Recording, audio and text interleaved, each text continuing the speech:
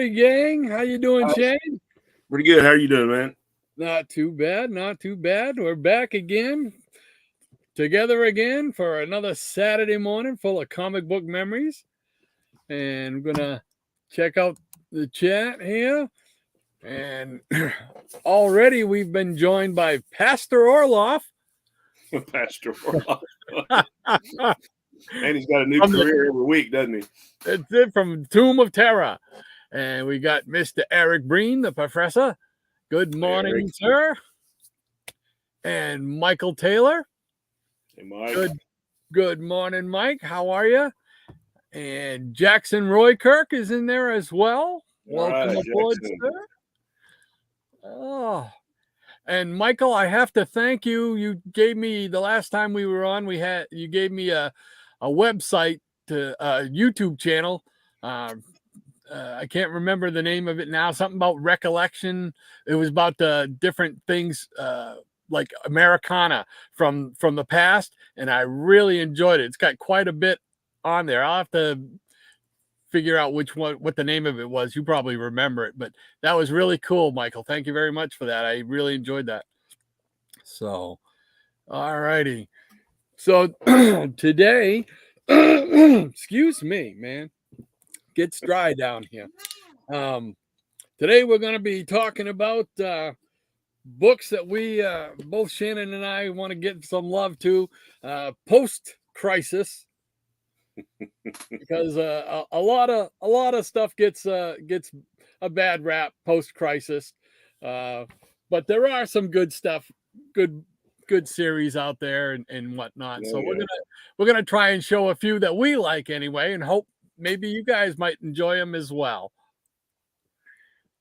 What do you say, Shannon? Go ahead and show us, man. Go ahead and go first. All righty. Let's see here. All right. Well, we're going to wrap over here. What did I want to look at first? Well, I think I'm going to go with the post-crisis. The biggest thing about the crisis for me was number one, Flash died. They killed Flash. Flash was my man. So I was bummed about that. But the other thing was I was extremely excited to see the Charlton heroes brought into the DC universe. Right. You know, so I was thrilled to see, Blue Beetle standing beside, Superman or whoever, it was great. So one of the things that I liked was, let's see, did the Secret Origins. Origins. Yeah, that's a good series. With the Blue Beetles. So I get that one. And then they started his own series. Oh, yeah. Yeah. And I enjoyed this series. I really did. I thought the artwork was great. I thought the stories were fun. Yeah. Yeah, so, that book had if I'm not mistaken, that didn't have the Paris Cullins. Wasn't he the artist on the most of that or all that? Yeah, it says Paris Cullins. Yep. Yeah, that's a guy that doesn't get enough love. I mean, he's a really good artist. Yeah, I love that. Look at that. To me, that's great. That's silver/bronze age style to me, Exactly. I really enjoyed it, and just to show a few more covers, we got they brought in the Mad Men. That's funny. Great. Look at that white cover, man. Makes it pop. Oh, yeah. These are still double bagged, so they've been around a while. Well, you've been hanging around with Metarog, haven't you? Yeah. Yes, sir. And this is one of my favorite covers right here. Oh, that's cool. It's got the question in there. Yeah, that's such a great cover right there. I mean, that looks like it's right out of the Bronze Age. All right. And then part 2 of that story. Oh, yeah. So it's good stuff. I don't have a whole lot of those. You can probably get those pretty cheap, right? Oh, yeah. You can find these in the dollar bin. Yeah. There's some more of the Blue Beetle in the question. And I loved their combination here. You know what I mean? I really like the way they work together here, you know. But the artwork, I mean, look at that. That's just I love that artwork. Oh yeah, that's You good know, stuff. and is a unique one you don't see too often. Kronos, yeah, I like Yeah, that character. yeah. I always So like the time manipulators or time travels, Kronos and Kang and the Time Lord and yeah, Mortis and all those guys. yeah, all kinds of them. I mean, you just I'm I really do. If you get a chance, like I said, you can pick these up real cheap. Pick it up, check it out. We get Yeah, well, the I've got a few I know, and I know I've got that Secret Origins issue. There we go, the floating heads on the side. yeah Titan. That's the That's a cool Titans. cover. Yeah. Yeah. So, but there we go. To start off with, so that's just one of my guilty pleasures, I guess, post crisis. I'm just going to be skipping back and forth. Some stuff. Some of these are pretty recent, some like back to the late '80s, early '90s. So I'm just going to start throwing stuff. Uh, Here's a good little series. It's one of six. Swamp Thing by Len Wein and Kelly Jones. Oh, Got some nice. great artwork there on that. It's a cool series. Yeah, that is a neat one. Here we got some IDW action. The Ghoul by Steve Niles and Bernie Wrightson. I've never heard of that one. Yeah. The Ghoul? Yeah. Yeah, Niles and Wrightson did a lot of stuff, after Wrightson stopped doing stuff for the big two. I have to hunt that one down now. It looked interesting. And here we got something. I like this series. A lot of people, they kind of, I don't know, didn't like this, but I just thought it was fun. It was a different take. Afterlife with Archie. What would happen if The Walking Dead met Archie? It was actually a good story because it was like, Jughead's dog, Hot Dog, got run over, right? And he went to Sabrina to bring him back to life. Well, she got the wrong kind of magic, and then, and then one thing led to another. I got to show these two. I just got these two. Haven't read them yet, but mostly I got them for the covers. Some of you may or may not know, Marvel Comics got the license to do Planet of the Apes. And I think in April, they're going to have like the first issue of a new series. But I guess like for a couple of months, they're going to be doing like Apes covers. So here's one, the Avengers 65. With some Planet of the Apes going on. Oh, yeah, that's neat. Yeah. I don't know who got in the background there. Is that Submariner or who is? I don't know. I thought that cover was cool. Here's a Silver Surfer Ghostlight, #1, Planet of the Apes cover. Oh, cool. Yeah, I thought that was kind of neat.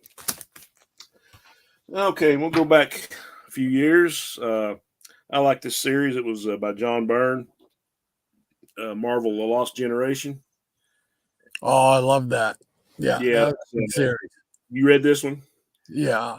Yeah, that's where they kind of start out like number 12 is #1, and kind of go back in time like exactly. Lost from the 50s or something. It's pretty good. Yeah, that was a good series. Yeah. And here we got the Commandy Challenge. Oh, yeah. Commandy fans, I know you got this one. This is a great story. Yeah. Yep. And here's a Commandy Challenge special. It's kind of a rip off of a Commandy 32, but it has like unpublished stories that were like in the canceled Comic Cavalcade and the DC Implosion stories. Oh, I don't think I have that one issue. I'm still missing about 5 issues of that. Yeah, good so story. I gotta hunt those down. And back to DC, probably about 17 years ago. I really love this series, Shadow Pact. Bill Willingham. Oh, yeah. Yep, I remember that. Yeah, good series. Yes. I couldn't find the issues I wanted, but I just wanted to take a minute to shout out this series. Brave and Bold. It came out like 2007, 2008. Yes. Started out with Mark Waid and George Perez. But I always like this issue, the Inferior Five and the Legion of Substitute Heroes. Yep. Cool. That was a classic, funny. But they had a lot of good. I wish they had continued it. You know. Yeah, I do too. Okay, and I here's really enjoyed it. I'm sure everybody remembers All Star Superman. It's number 1. This is a Neil Adams variant. Oh yeah. Really good story. Good cover too. Yeah. I gotta show this one. I don't know how many guys like the Preacher series. Now the TV show was god awful, but the comic book was really good. So this is a Preacher special, the story of you know who. Arseface himself. Oh, yeah. All right, That's an ugly mug right there. that's enough for now. Oh, all righty. We'll jump back in and see what's going on with the peanut gallery here. Where are we? There we go. Okay, I'm feeling much better. Thank you. Never fun when you get to spend a few days in the hospital, but hopefully they did get it fixed what I went in there for, which was fluid in my lungs. So yeah, I didn't even know I had it. 50% fluid in my lungs. How you like that? Wind up why you can't breathe. But anyway, they fixed that. So all right, what else we got here? Good morning, Pastor Orloff. Since Pastor Orloff is here, says Eric Green, does this count as a religious experience? I think it counts as some kind of experience. I don't know if you fellas saw the video I posted with a clip from one of these shows. No, I didn't. I'll have to look that up afterwards. It's comics. Eric, it's always a religious experience. Ah, very good. Well played. Indeed, says Pastor Orloff. Did you see the small image? Was it your? It wasn't my Rexall, no. But that show was very, very good. And like I said, I can't remember what. I know it's got recollection in the name of it. The website, the YouTube channel that you recommended, but it's really good because it's got a lot of things like showing you old malls and stuff like that, and just Americana that we grew up on, folks our age or whatnot grew up on. So I think a lot of people would really, really enjoy it because it's very nostalgic. I really loved it. Check it out. Yeah, I'll try and post the link. All right. Let's see. Jackson Roy Kirk says, so Blue Beetle and Question or Blue Beetle and Booster Gold? Well, I have I had Booster Gold ready to go. There you go. So he was next. I enjoyed their little, what do you call it, tag team or whatever you want to call it. So yeah, that's close. Yeah, there's a show or a movie coming out, so that book is really spiking up. Oh yeah, yeah. They're gonna do. Are they gonna finally do one? A Blue Beetle Booster Gold? Booster Gold. I think it's a show. Right. That's right. Maybe a movie. Yeah. Gunn said he when he did his announcement there. That's right. I forgot about that. Yeah. And I'm glad you and the show are back. Well, thank you. We're glad to be back together too, man. We missed it. 1 week seems like a month. Ranger Sly, welcome to the Peanut Gallery today, sir. How are you? Sorry I'm late. How you doing? Good. I'm doing very well. Thank you very much for asking, Ranger. Doing very well indeed.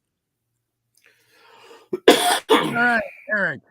I always want to put $2 on Blue Beetles because they deserve a better fate than the dollar boxes. So true. So true. Nice book stock. Thank you, Michael.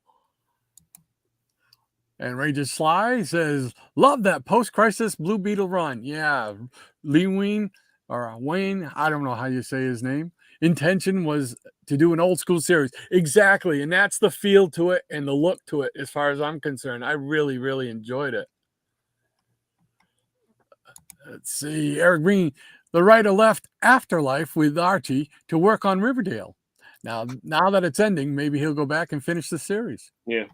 Yeah, it was actually really, really good.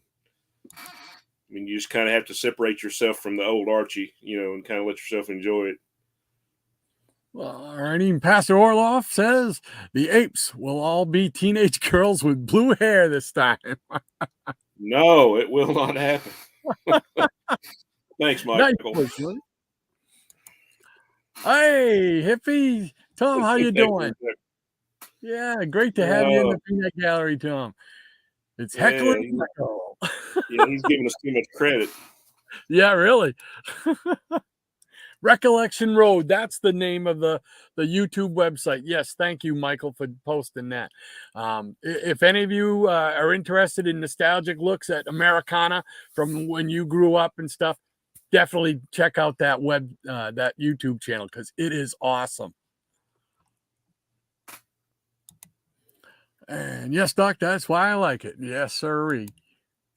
Glad you're feeling better. Well, thank you very much, Tom. I appreciate that, sir. All righty. So there we go. All right. So let's see next on my hit list. I guess sticking with the Blue Beetle theme. Whoops. My chair is falling apart on me here. I'm going down, man down, man down. All right. I don't know how many of you remember. Oh, yeah. LAW. Living Assault Weapons. Yeah. And that was Dick Giordano, right? Did the art? I believe so. So I'm gonna just I know I've got those. Yeah, I'm gonna pull these out. So you can take a peek at them. All right. I don't know if I got them in any specific order, but we'll see. There's the first one. And these were all, if everybody remembers, if you're a fan of this, the covers all go together to form like a big poster. Right. I forgot about that. Yeah, that's right. And we got and each one kind of highlighted. There's the question. A different version, different take on Peacemaker. Yeah. I don't know. I'm just partial to the original costume. Yeah, I'll stick to the original. Nightshade. Yeah. Captain Atom. Oh yeah, he was a favorite. Yeah. And Judo Master, who doesn't get a whole lot of love or recognition in the post-crisis world. That was probably the first Charlton action hero that I ever saw because I got like a couple old coverless copies of Judo Master. Oh yeah. Oh, and I got a second copy of that. So yeah, I just love those Charlton heroes. They just were so cool. And I know something else that's going to be near and dear to your heart, Shannon. I'm sure you do. Yes. Oh, there we go. Freedom Fighters. Yeah. Yeah. And this is the one from 2006. Yeah. And I don't know where my number one is, but I have number one somewhere. But, but I love these characters as well. We've talked about them many times, you and I. Oh, yeah. From the Bronze Age, So we just figured to show these. But these, again, are characters that I loved. And I love the fact they come from a world where things were different. Right. And that team up with the Justice League. I can't remember what number it was. 110? No. 107 or 108. Yeah. See, I didn't. The first time I saw him was like in Freedom Fighters #2, and then I went back and I found okay, well that was a JLA Jesse team up, and I got the back issues after that. Yeah, that's a good cover. Yeah, yeah, and that was the first series of that, and then they did another one. Well, this is not the first series of them, but the first one in 06. Let's see here, 7, 8. Did I? Oh, there we go. These are the end of the other one. Oh yeah. Yeah, there was 2 or 3 series like within a few years of each other, wasn't there? Yeah, yeah. I love this. I love those team covers like that. Oh yeah, where they're coming at you. Yeah. Yeah, that's just excellent stuff. Yeah.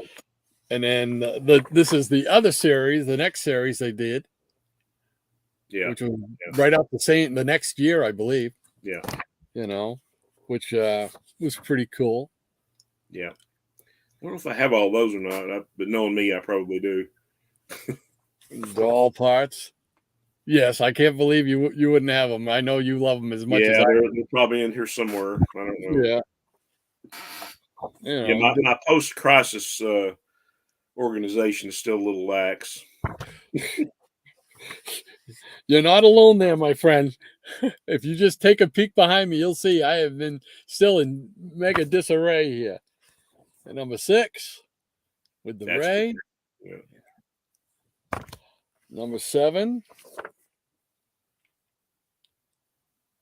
Yeah. And number 8. I like this cover. Yeah, that's a good one. Yeah. It's almost like that Crisis 7 cover. Mm-hmm. Exactly. So, all right, get those away over here. Oh, and then there's another one. I only found a couple of them. I don't know why these are all spread out, but I know these are also near and dear to your heart, same as me. Justice Society. Yeah. I mean, this was really good. Was that the 8-issue series? I believe, yes, 4 of 8. Yep. Yep. So, and then this one here, but these are the only 2 I could find. I got them mixed up in boxes that are all over the place, but that's another. I love anything to do with the JSA. And then, let's see, what else do I want to do? Where did I have them? Oh yeah, right here. The Justice League. When they started the new Justice League after the crisis. Oh yeah. So I really enjoyed the writing on this. I did not think I would. I read the first one and it was okay. It was kind of funny. I'm not used to funny with my action heroes, But yeah, I really enjoyed it. I mean, I was when the JLA, the original Justice League ended, of course, the Justice League Detroit period, I really wasn't a fan at all. So it just kind of, to me, it just kind of died of death. And stop it. At the fresh, it was funny. Excuse me. Had a lot of the characters that I love. You had Batman and Captain Marvel and Mr. Miracle thrown in and Fire and Ice, and it was pretty cool. You had that dynamic between Guy Gardner and Batman. That. Oh yeah, one punch, great. Batman knocked him out. One punch.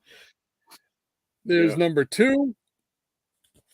And the reason I wanted to show this was because this is, where is it? Yeah, right here. This is the number 3 cover that most people are familiar with. Yeah, what you're getting ready to show. Yeah. But this is. Yeah, that was a test cover. Yeah, it was one of the test logo. Yeah. My lovely wife, the terrific Tamara, she bought me this as a present, and yeah, that's why I've had on my list for a while, but haven't pulled the trigger on it yet because it costs a few bucks. Yeah. She went to a fella that I went to every week, and he had promised to hold this for me. And my wife found out. She went up, bought it from him. And then when I went back to buy it the next week, he said, well, he's sorry he had to sell it. I was so mad. Even though, come to find out, he was in cahoots with my wife. And then I felt like they were conspiring. Yeah. It felt like such a schmuck afterwards. I'm like, oh man, because I was really hot. I was like, oh man, I didn't sell that from. So, but so there we go. There's the next round for me. I really enjoyed those books. So, Yep. but let's go in and see what's going on in the peanut gallery. Let's see here. I gotta try and remember where I left off. Right there to Archie. There we go. Yeah, remember that. Nice books. Yeah. Heckle and Jekyll, Restaurant Road. Okay. Yeah. Whoops. All right. I think here we go. All right. Eric says it's not the chair that's falling. Yeah. Well, you got that right, man. You don't know how right you are. All right. Shannon room looks organized, Shannon. Says, Kind of, sort of, Tom. Yeah, I don't know. I guess 2 or 3 years ago, I did the before and after videos, and it's not really like I want it yet, but it's a lot better than the serious disarray it was in before. all right. Ranger Sly says Shadow Pack was a fun group. I mean, come on, it's Detective Chimp, baby. Yeah, I love it. I love the fact that they brung back Nightmaster. Yes. Yeah, that's the first time I remember seeing that character since like the showcase issue back in the Silver Age. Way back in the day. LAW cool covers. Yes, they were. I agree wholeheartedly. Ranger Sly says that first Uncle Sam Freedom Fighters was great. Beautiful art. But the follow-up mini, not so much in my humble opinion. Yeah, I have to agree there. Yeah. It seems like usually the sequels are never as good as the original. Whoops. Unfortunately. Yeah. All righty. Michael Taylor says, but it's a great disarray. It is disarray, that's for sure. I'll take that kind of disarray. Amen. And Eric, once again, the blah era of the Justice League is the best version of the Justice League, period. It's a good version, but it's not my best version. Yeah, I'd have to stick with my Silver Age version, including Martian Manhunter before he took off. All right, Rod, your room looks like mine. Well, I'm sorry to hear that, Tom, because if your room looks like mine, man, this is just a mess, just a disaster area. Oh, and I just never have the time to get down here to clean it up. Ranger Sly says, absolutely love that 90s Justice Society. Yeah, who doesn't love the Justice Society, man? That's just awesome. That would make a great April Fool's joke. Ranger Sly, aside from James Robinson Starman. Oh man, that's coming up. Yeah, I got a couple of those in my stack. Keep Giffen Justice League is my favorite post-crisis series. Beautiful art by Kevin McGuire, Adam Hughes. Yeah, it is a great series. Yeah, I think we all can agree on that. Nice book stuff. Well, thank you again, Michael. Appreciate that, sir. Eric, I'm going to bring you with that Justice League in your honor on Wednesday. Okay. Look, now he's pre-breening. Wow. He's going to extremes if he's pre-breening. I feel your pain. Yeah, I bet. Yeah. All righty. So, Shannon, what do you got for us now? Oh, let's see. Okay. Got a few more DC here. This book came out, when was it?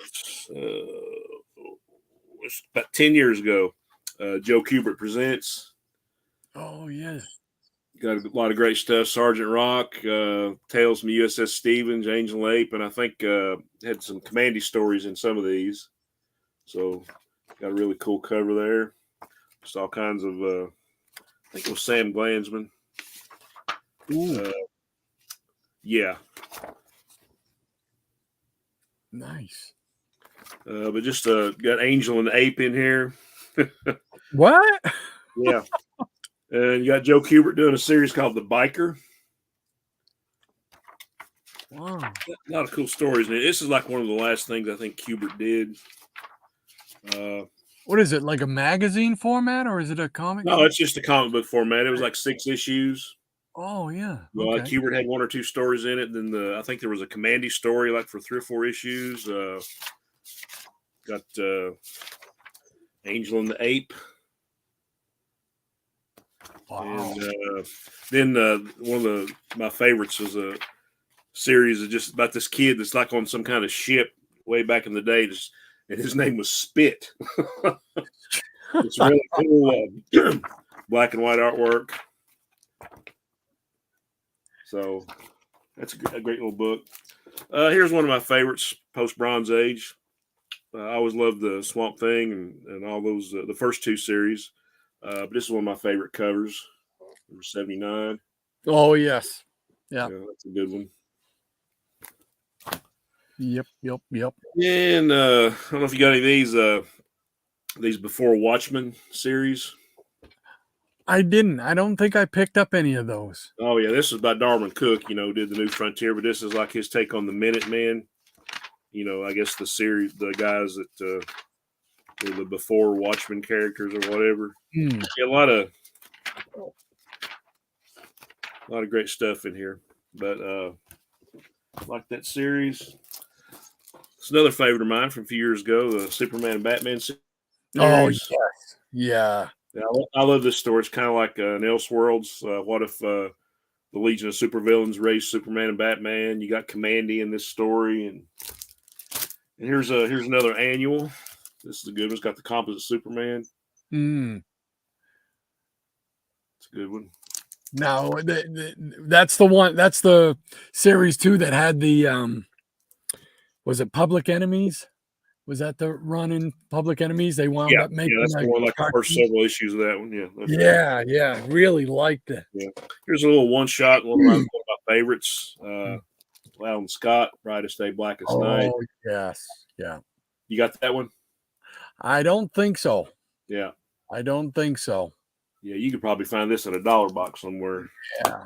I had to show my favorite Justice Leaguer. Here's one of his series. Red Tornado. Another one doesn't get a whole lot of love. Yeah.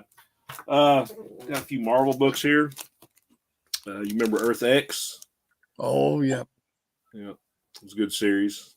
Yep. Alex Ross did all the covers. And can't go wrong with an Alex Ross cover, man. Yeah. Got some the new X-Men, Grant Morrison and Frank Quitely. I love this run. Nice. And here's another miniseries, 1602. You remember this one from Marvel? I do. Like it was like around the time they formed the colonies or whatever, and all these characters were around. I think I'm still missing a couple of issues from that run. Yeah. And here's a little prestige series I really loved. Marvel had. Not sure when it came out, probably the 90s. It's a sci-fi anthology, Open Space.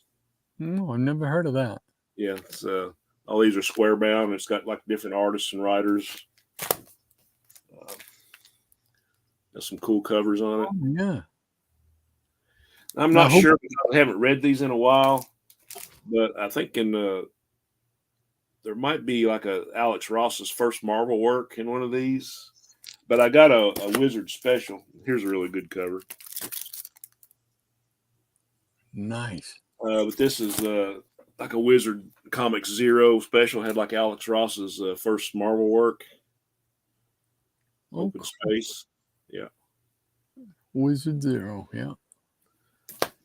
And more Marvels here. I always like this character. Yeah. The Sentry. That looks like a Romita cover. Yeah, John Romita Jr. I think they, at least in that series, they had him portrayed as a schizophrenic. And I know you got these. Oh yes, Avengers and Invaders. Great These Alex Ross covers, yeah. Love that. And speaking of Avengers,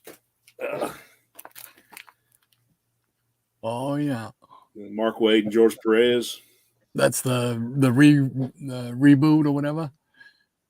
Yeah, it's like after the I guess they had Heroes Jim Lee and Reborn. Rob Liefeld come back from Yeah. the Avengers Reborn.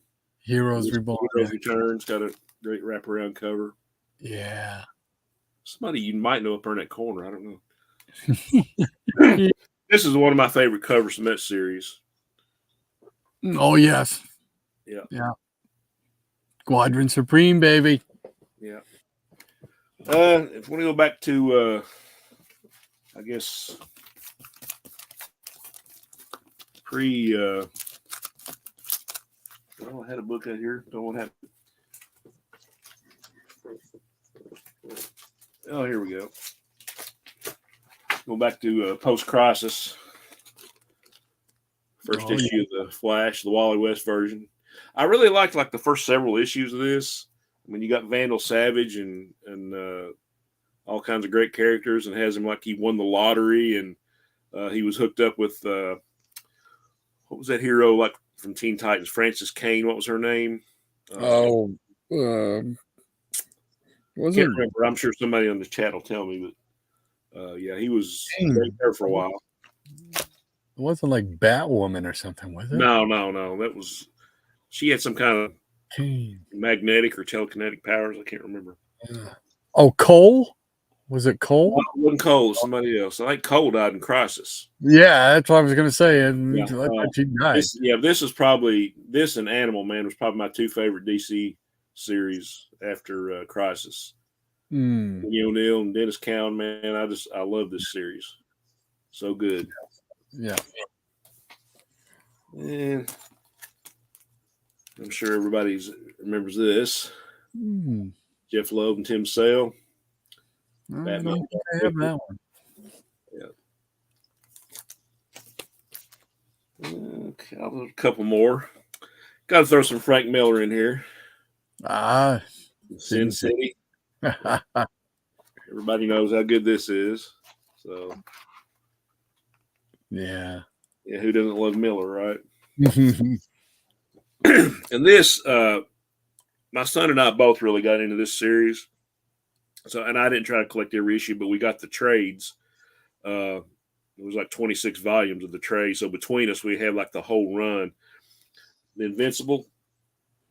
Yeah, and I'm always going to be like a Justice League guy and all that. But as far as like a superhero book, this is probably one of the best superhero books ever written. Really? Yeah, if you get into this, I mean, you'll really enjoy it. There's a cartoon on right now about it. But yeah, if you just check this one out, I'm sure you can probably find this anywhere, like the first volume. But anybody that's read Invincible knows what I'm talking about. So yeah, I'll have to scope that out. That's one of those ones you see a lot. Yeah. You know, you just never. Yeah. Maybe I'll check it out sometime, but I've got to pick up this Blue Beetle or something. You know. Oh yeah. Okay, that's all I got. All righty. So, all right. Well, let's go check the peanut gallery out again. Let's see here. There's Eric responding to the pre-breeding.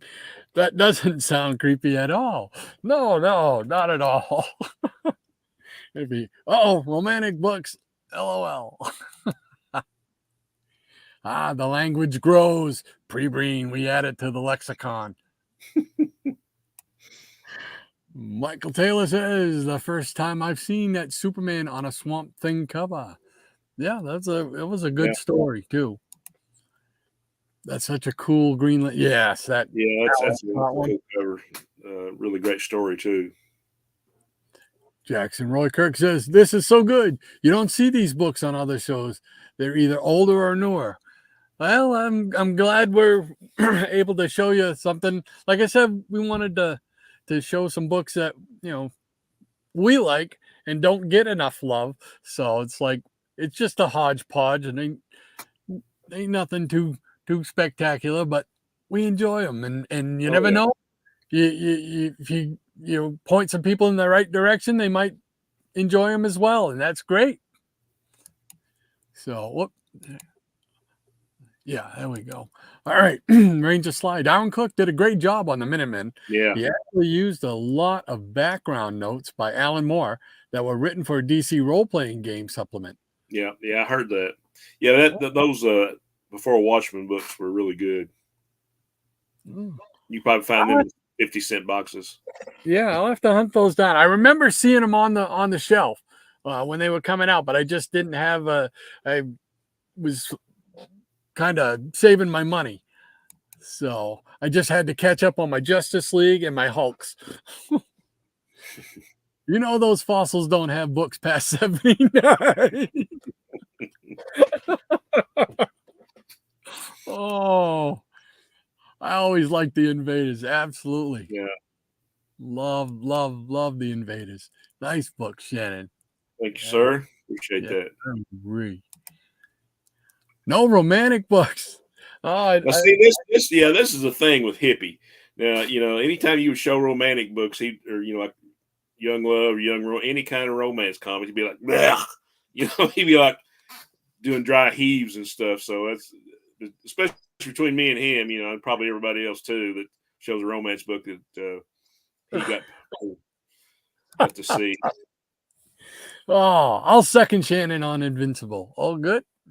Yeah, I'm gonna have to hunt that down. Guys. Highly recommended. Yeah. Yeah, like I said, it's one of those ones you see. I see it all over the place. You see it in dollar bins, you see it on the shelf or whatever. But it's just one of those ones. Story. Yeah, I might have told you this, but years ago when my son was young, I took him to a little local comic show, like in Lexington, and there might have been 8 or 10 dealers, and I'm just going for the comics. But I noticed there was a big long line. And this guy was signing stuff, didn't know who he was, but they had Invincible books out. Found out later it was Robert Kirkman. He was up here in Lexington, and that's before Walking Dead ever came out, but he was up here. Who's Robert Kirkman? Of course, you find out later on who Robert Kirkman is, but I thought that was kind of funny. Later, that's Robert Kirkman. He's like, yeah, Dad, we could have got an autograph. It's only Robert Kirkman. Oh, let's see. Invincible animated series was awesome. Oh, yeah. Have you seen it, Rod? No, is that on like Prime or something like that? Yeah, I think it's on Amazon Prime right now. Yeah, I don't have. Yeah, I don't have Amazon Prime. You could probably get it on DVD now, though. It's been out a while. Yeah, I have to check it out. I've heard it was wasn't that the one that's kind of bloody? Yeah, that's kind of bloody. It's kind of like in the vein of The Boys, or yeah. If anybody, I have heard good things about it, though. Oh yeah, it's hardcore, but it's good. Let's see. Yeah, where does the animated series here? Yeah, I'm pretty sure it's on Amazon. Yeah. I watched it on Fire Stick. Good stuff. Yeah. Whoops. Here we go. Oh, good morning, Lead Paint. Good to see you. Yeah, great to have you here. Off to work. Have a great stream. Eric, take care. We'll talk to you later, buddy. Bye, buddy. Have a good day.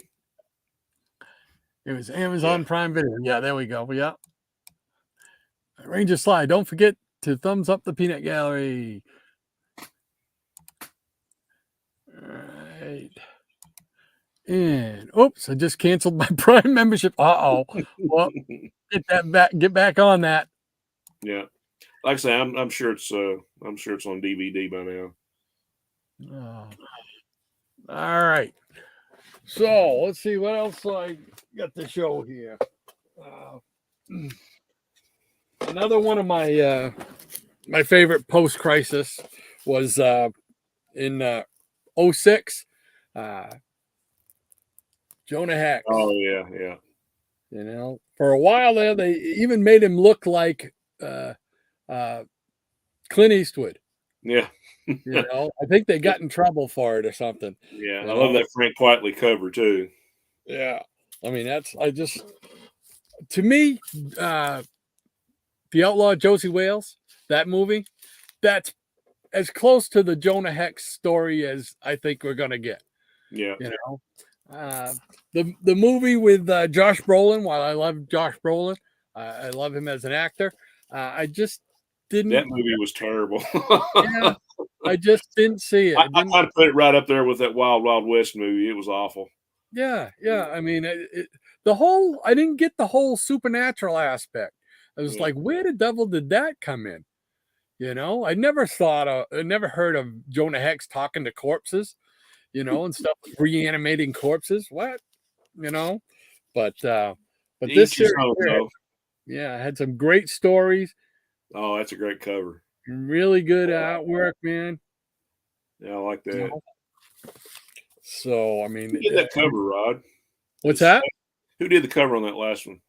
Uh, let's see if I can make out his name. It says LO on it, but I don't know. Hmm. I don't know who that would be. IO or LO. But it's just I don't know if you can. I don't know if the camera will pick up his thing on it right there. I'm not sure. Yeah. And it doesn't really spell it out on the cover. It just says Palmiotti, Gray, Ross, Keith. So, but Yeah, I like that and one. then you look at that, you know, that you go from that cover to this style cover. And it's just Oh, it good was start really, backlash. That would be a reason to get it right there. yeah. I mean, it just I really enjoyed a lot of this, you know. Just great. I love the colors in this one. Nice. But yeah, being a big Jonah Hex fan, I wished that Clint was still, you know, 40 years old and be able to do a Oh Jonah yeah, Hex because he's to he me would be he's perfect. Jonah Yeah, Hex. Yeah, well, that outlaw Josie Wales, that was Jonah Hex for me. You know, had the wound up with the scar on his face, the whole 9 yards, and you know, just great stuff. See, that looks like Clint there. yeah. That looks like a Brian Ballin cover. Yeah. Yeah. Yeah. Actually, what does it say on the side here? I think that's who it is. Yeah. Bolin. Yeah. Yeah. Good call. And throw a few more up there. Yeah, I'm gonna start digging through boxes at the comic store now. Yeah. I mean, these are really good. I really enjoyed these. A lot. You know. There we go. Nice worm's eye view cover. Yeah. Just great covers. Great covers. Then the next one, totally different. It's just black and white. Yeah, You know. yeah, that's nice. So, I mean, just showing the first dozen or so of these, but like I said though, the stories were really good too. Yeah, You know, that helps, huh? yes, it does. Nice to look at pretty pictures, but if you don't have a good story to go with it, I love that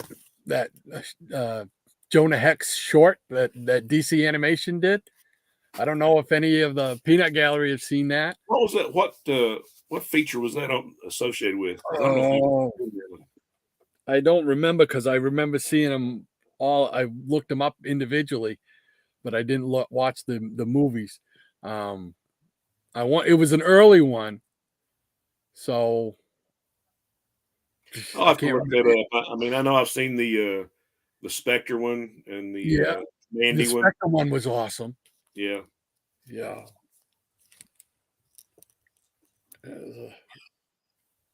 poor old Jonah just can't buy a yeah. break. Those little guys have been hanging there for a while, That's it. Just hanging around with his buddies. huh? Yeah, Oh, nice close up. Good night, folks. I'm here all week. yeah, You know, but yeah. yeah, I love that. But that Jonah Hex cartoon one was great. I loved that. I want like a cartoon series. You know that Batman the animated series? I'd love to have like a Spectre series like that, Oh, or yeah. you know, or a Jonah Hex series like that, or a Justice Society series like that. How cool would that be? Oh, it would be awesome. Now, You what know, I might be wrong, but didn't Jonah Hex appear on that Brave and Bold cartoon? Brave and the Bold. Yeah, believe he Yeah. did on that. He also appeared in one of the episodes of Batman, the animated series. They Okay, did that a might be what I'm thinking of. yeah. Yeah. He appeared on that as well.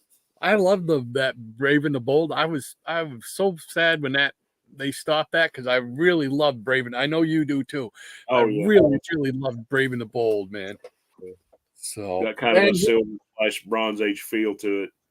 yeah, yeah. I mean, it's just I just love the team ups. I love to be able to see not so much Batman, because Batman. I've never been a huge Batman fan other than the '66 Batman. That was my Batman then. Um, but I forgot where I was going with it. But anyway, I wanted to see the team up guy, you know, Bawana Beast, Oh yeah. or I love the best one for me was the one where Batman teamed up with Space Ghost. I never How saw cool that. is that? I didn't see it. Oh, yeah, I in fact I went out and found that because they put them out in different volumes. They didn't put Right. them all out. I didn't see them all out in one complete set, but I went and found the individual one where I could have that Batman and Space Ghost because that was the I ultimate right saw there. that. Well, I like to see Yeah. that. And this is probably my favorite comic book story of all time. So I'm sure you know which one it is now.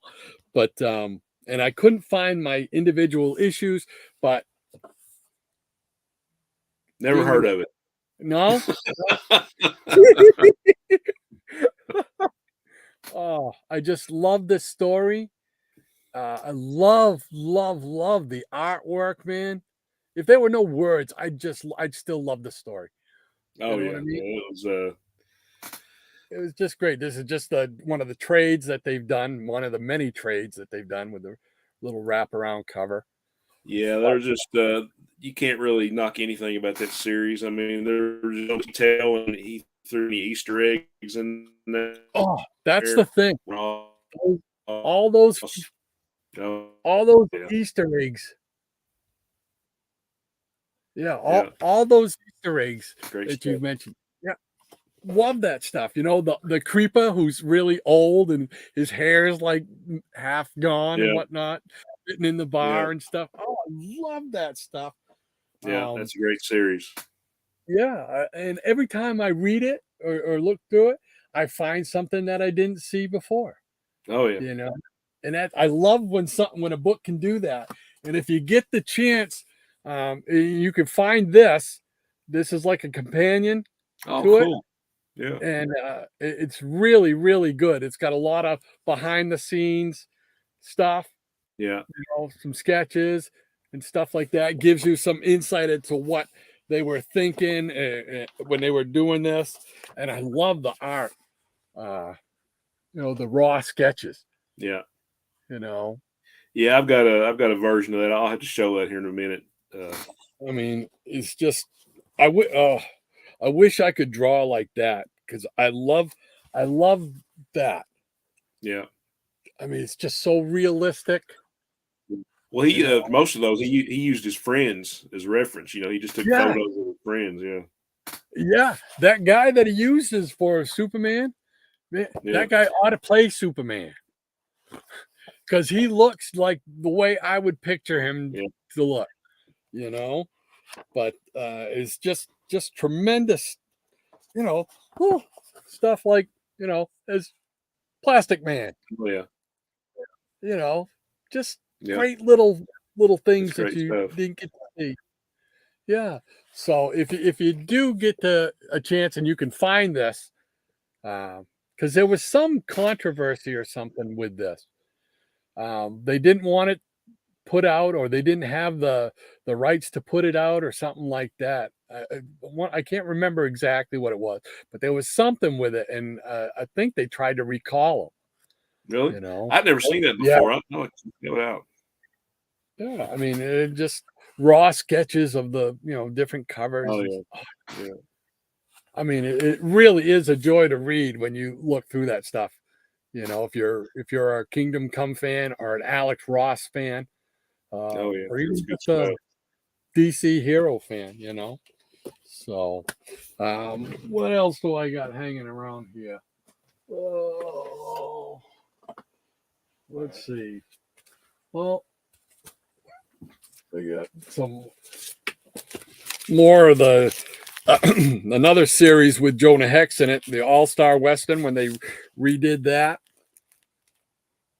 Oh yeah, that's the new 52. I might have an issue or two of that.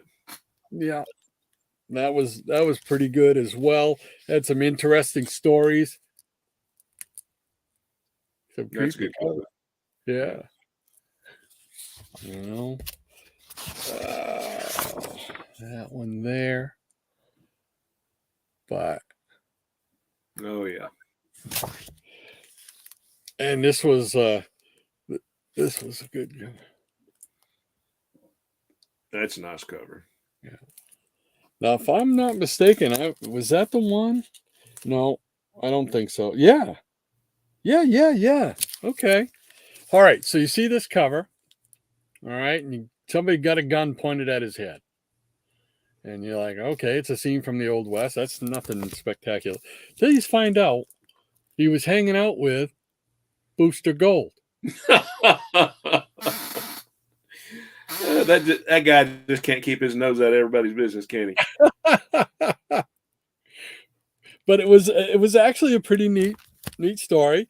And then if Booster Gold isn't got enough, superhero cachet for you, they call him the Big Blue. Oh no. Oh, I'm gonna have to go back and find some more of these now. Nothing else just for the covers. Yeah. And then you're back to the blood and guts. There we go. And I'm not sure I think this was the last issue too. Right here. So, but as far as the new 52, I mean, when it came out, that was like post Flashpoint, and I'm not going to knock anybody's reading taste or anything. I mean, there's something for everybody, but there's some series I really liked, and some I wasn't so fond of. But it's just like any era of comics. You're going to like some stuff, you're not going to like some stuff as much, but there's always people out there that's going to like a wide array of stuff, and that's great. And that's kind of what we're about. I mean, we're not going to really knock anything, and everybody is welcome to read what they want, and it's great. I mean, it just keeps the hobby going. Yeah, and it just gives we get a chance to expose the people to some other stuff. So much the better.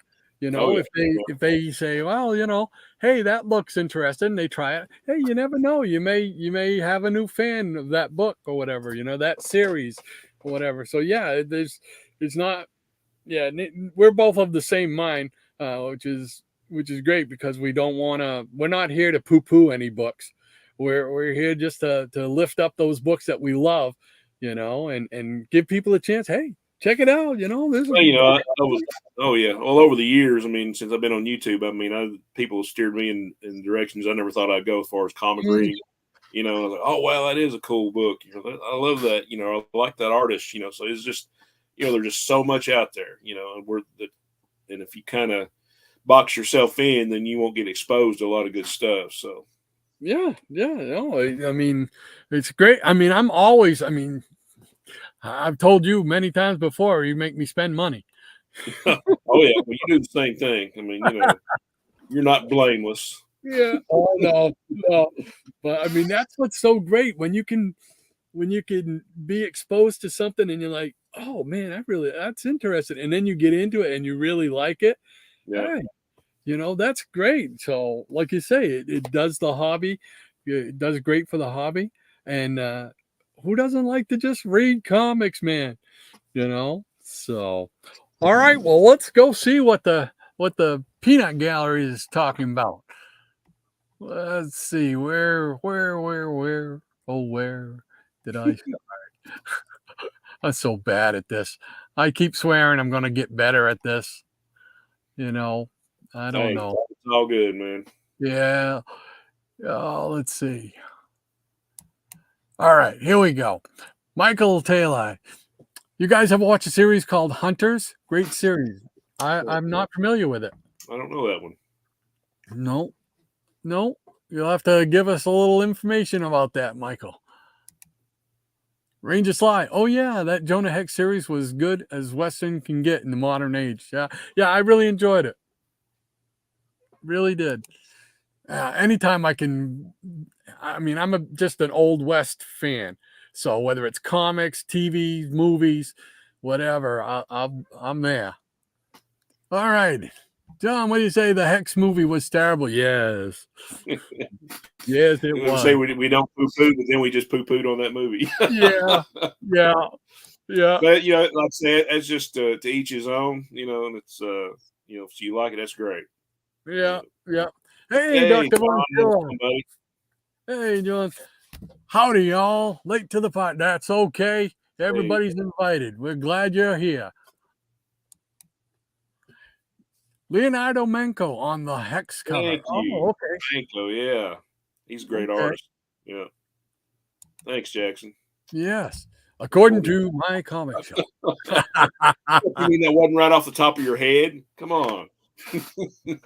That was good. Dr. Von Schiller. Another doctor in the house. Yes, sirree. I love these doctors, right? I don't think I've seen that Jonah Hex series. Add to my list. See, there you go. I love that. I love that when you're able to show somebody something and you say they might be interested.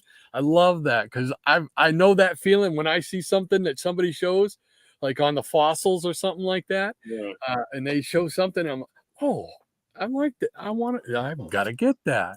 Yeah, I'm not really able to get on the fossils much anymore.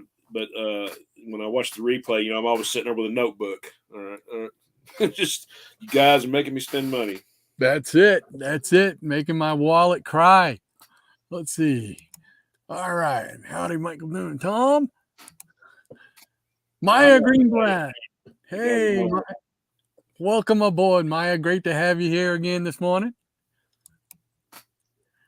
There is a collection of just the shorts. Look for the Superman Shazam disc. 3 or 4 of the other shorts are included. Oh, he's talking about the animation. That one actually. I have to go back and see what I don't remember. Yeah. I wish they would put out the whole. So that it's all the shorts. Hopefully, it's all the shorts because I know they've done. Have you seen like the Sergeant Rock and the Creature Commando? I haven't seen that one. Yeah, that one was out there. Phantom Stranger, that was a nice one. I do want to see that one because that's like one of my favorite characters. Yeah. I mean, there was some really good stuff. So, geez, I'm going to go look too and see if I can find that. Morning, Meyer. Howdy, Meyer.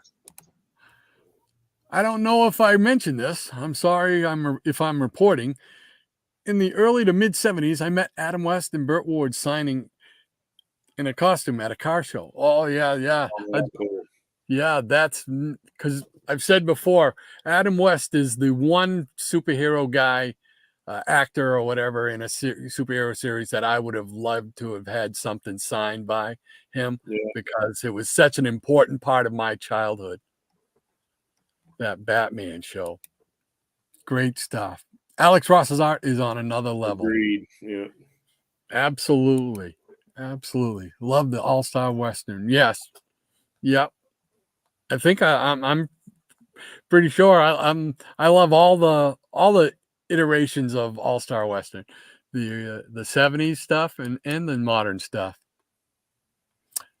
Dr. Von Schiller says, I met Adam West at a car show in Hershey, Pennsylvania, circa spring of 1975. Oh man, and wearing a Planet Apes t-shirt. My mom took a picture of me meeting him, and I'm wearing a Planet of the Apes t-shirt. Fresh as John, I really need to see that picture. Yeah. You need to send us a copy of that if you've got it. That's autograph it. Send us each a copy. Yeah.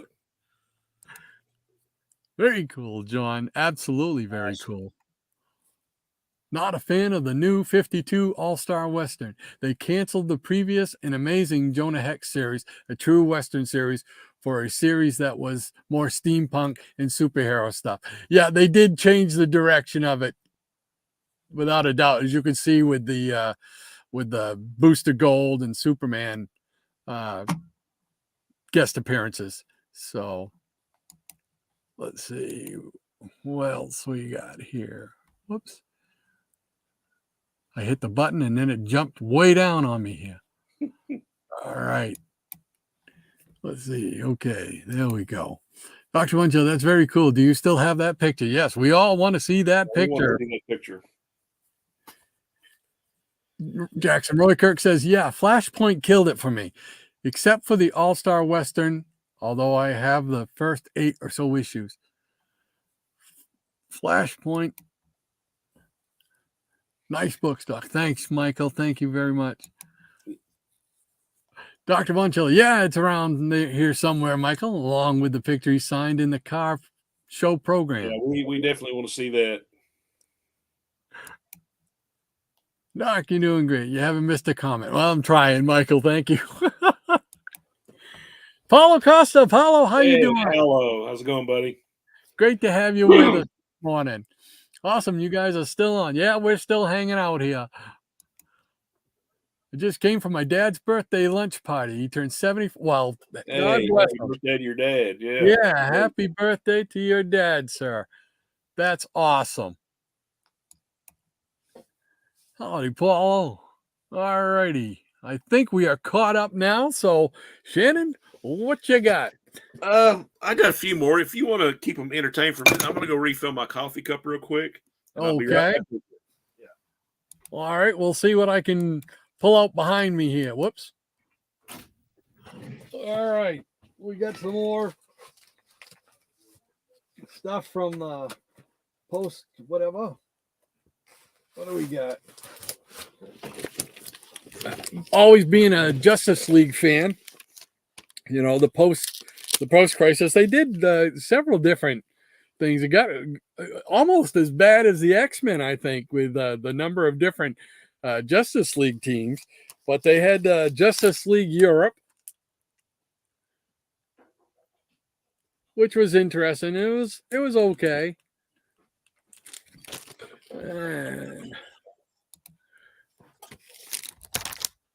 And that was the annual one. It is 1991 with annual number 2. It's just still weird to see the demon as part of this. You just don't picture the demon as being a team player so much, but let's see. There's 92 annual. And then with Eclipso, which is one of my favorite villains. I love Eclipso. So. Oh, yeah. Yeah, just showing some Justice League Europe. And then they became Justice League International. Oh, yeah. Yeah, those boxes are like right in front of me. Like there's every iteration of the Justice League you can imagine post Bronze Age. Yeah, that's what I got. A box right here with all those different ones. Yeah, we're just going to have to do just like a whole show on Justice League or something. Okay. Anytime. You know, yeah. I'm up for that. Yeah. And then, of course, this was the first issue of them. Yeah, I really like that Bart Sears art. D. Matisse on the scripts. Yeah. Double bagging the first issue. Yeah. And then I just got a couple more here, and then I'll turn it back over to you, Shannon. Okay. You go number 2. And number 3. Yeah, that was a really cool series. I liked it because it had Animal Man in it, because he really became a favorite character of mine. Yep. He was one of those ones that you didn't see a whole lot of, obscure character. You know, I don't even think he made the 3rd tier. Yeah. So, all right. I'll hand it off to you, and let's see what you got. Okay, I got another little stack of comics, and then maybe this round or the last round or whatever, I'll show some hardbacks and stuff. Talking about Starman, I got the last 2 issues here. Probably my favorite series of the 90s. James Robinson. I really love Tony Harris's art, and he was like in the first half or so of the series. And then that Peter I'm not sure how to pronounce his name, Peter Snedberg or whatever that is. He did a really good job. And you got to love these painted covers. But yeah, that was a favorite series. Here's the last issue. Jack Knight and his baby son. Oh, cool. Yeah. I'm still trying to piece together that whole. Yeah, I'm probably issues away too, but really liked it. And speaking of Animal Man, yeah, probably post crisis, Animal Man and The Question was probably like my two favorite series, along with the Justice League, the funny Justice League. That whole thing they did with Animal Man and the Psycho Pirate. That was cool. Yeah, that was a great storyline there. Yeah. Here we got a one shot. It's got Superman World of Worlds. I always thought this was cool. Kind of going back to the golden age on that one. Yeah, that looks like it could have been in one of those Fleischer cartoons there. Yeah. It was, really cool. The art, Michael Lark, I kind of like his artwork. It's kind of a throwback style. Very close to the Darwin Cook, right? Right. Here's another one shot. Larry Niven and John Byrne, Green Lantern, Ganthet's Tale. You read this one? No, I've never even seen that one. Yeah, this is, of course, Larry Niven, he's a famous sci-fi writer, and then John Byrne did all the art. This really good story. Oh, wow. Another good DC post-crisis, Wonder Woman, George Perez. Oh, yeah. Always love that cover. Very cool. And we were talking about Batman Brave and the Bold, the animated series. Yeah. There we go. Very neat. Very cool. Batman Zatanna.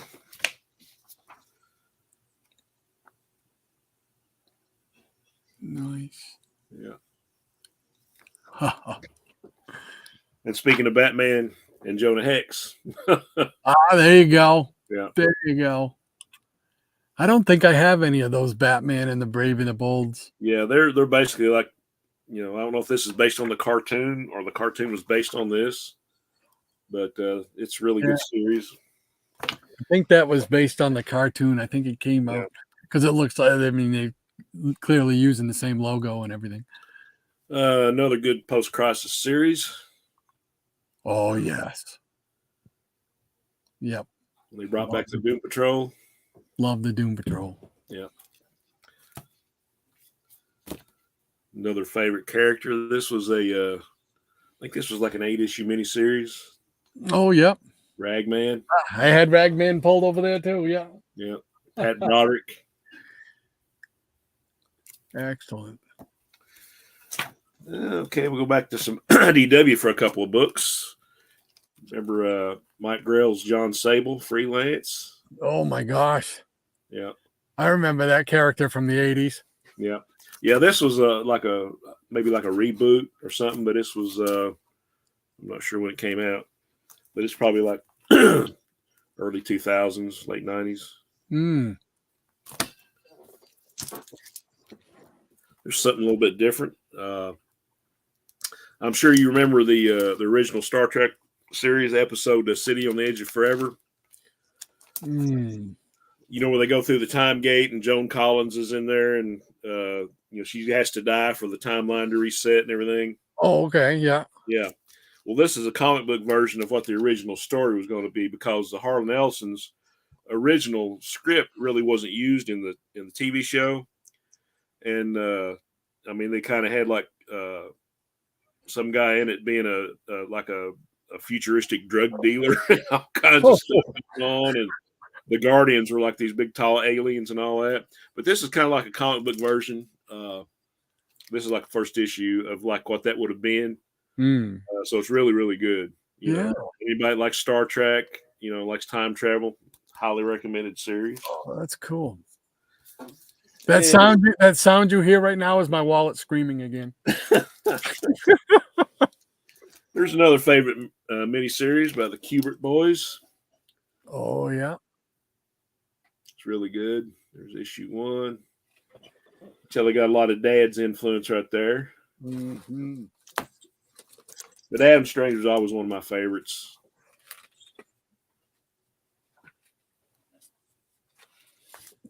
Issue 2. Issue 3. Yeah, when James Gunn came out with that list of the movies and TV shows, I guess supposedly Batman Brave and Bold was supposed to be like where they bring in Damian Wayne. And I was like, if I got like the first appearance of Damian Wayne, which actually the first appearance is, and you don't even, it's like in a graphic novel called Son of the Demon. Mm-hmm. Somewhere, but it's like, okay, Batman doesn't know he's got a son, but Talia gives birth. But yeah, this is like the first couple appearances of Damian Wayne. Actually, when he meets Dad. There's Batman 655. Oh, cool. That's a neat cover. Yeah, I think these books are starting to get a lot of traction.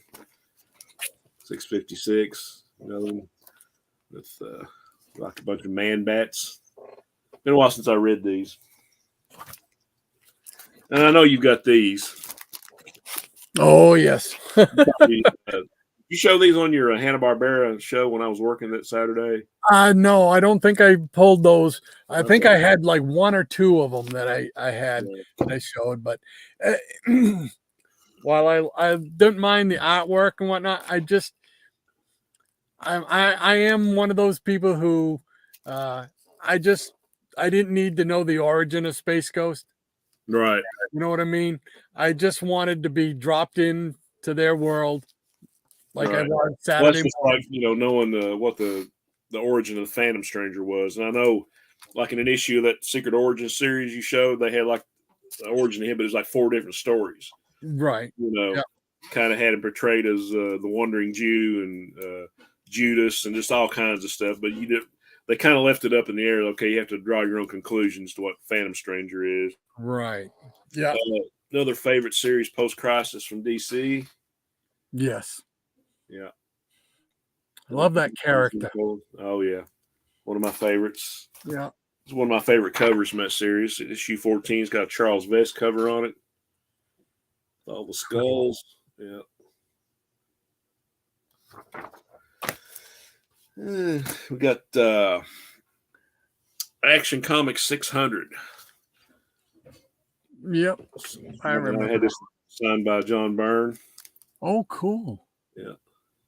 Oh, that's excellent. Yeah, John Byrne and George Perez. Got the old 80-page giant logo.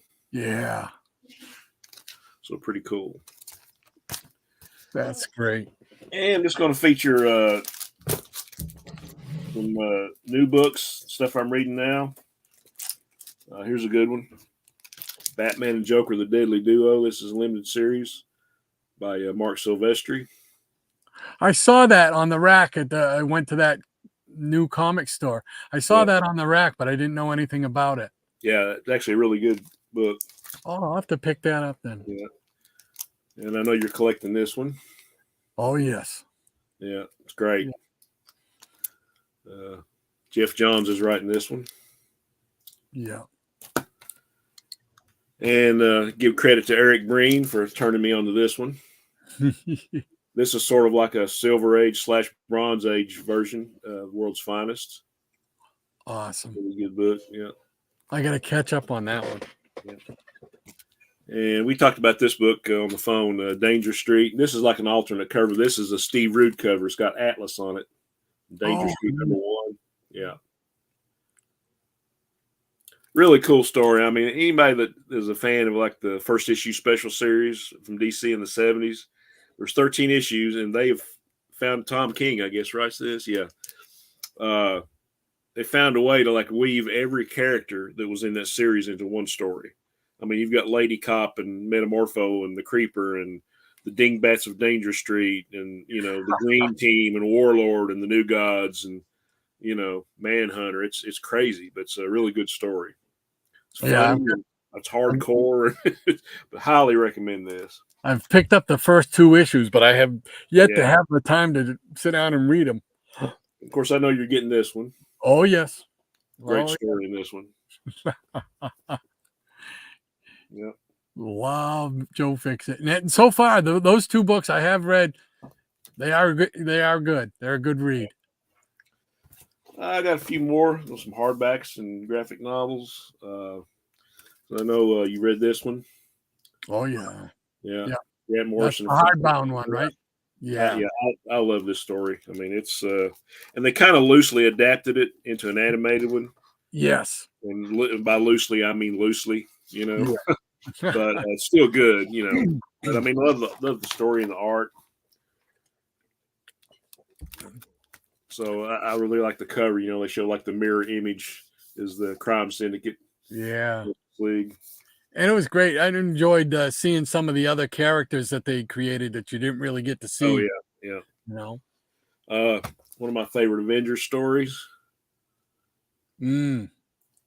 This was like a 12-issue miniseries, but this is like it's got like Kang involved and Immortus and Rick Jones and so like plucked Avengers from different groups and periods during time, you know. So it's a really great story, lots of great art. And we just recently lost Carlos Pacheco, just an awesome artist. Mm. You know, Great stuff. yeah. This is another one I'd highly recommend. I think Marvel's got like another limited series or ongoing series called Avengers Forever. Yes, I just picked up one of the issues yesterday. Yeah, I haven't had a chance to look at it even. I just saw that. There's 2 going on. There's War Across Time, yeah. Yeah, With Paul Levitz and Alan Davis. Yeah, that's a good one. yeah, pick that one up again too. I think I talked to you about this one. This is Neil Adams' take on the Fantastic Four. Antithesis. Yeah.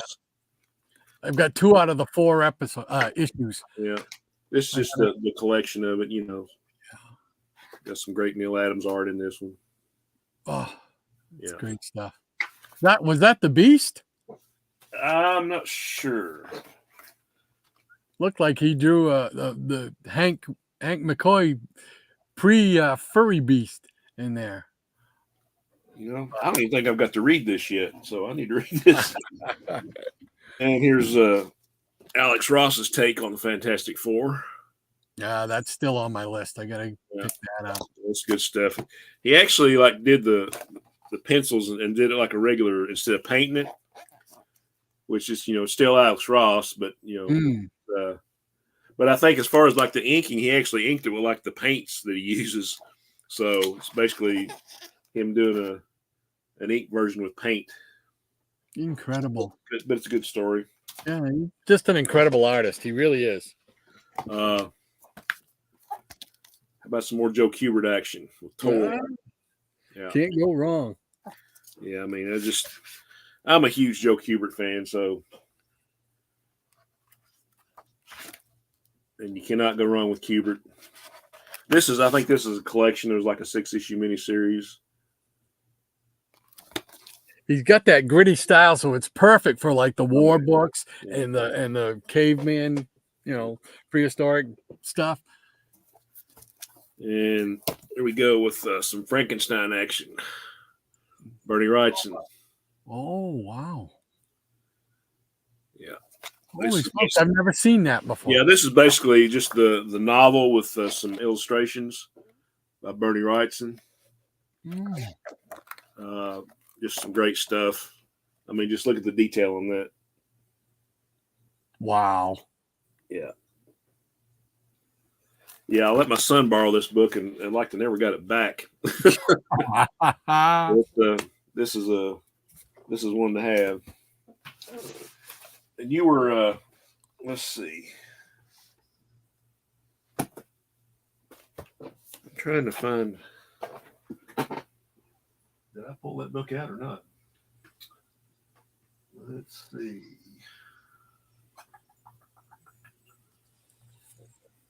Well, there's something else I was wanting to pull out, but since we were talking about everything being post-crisis.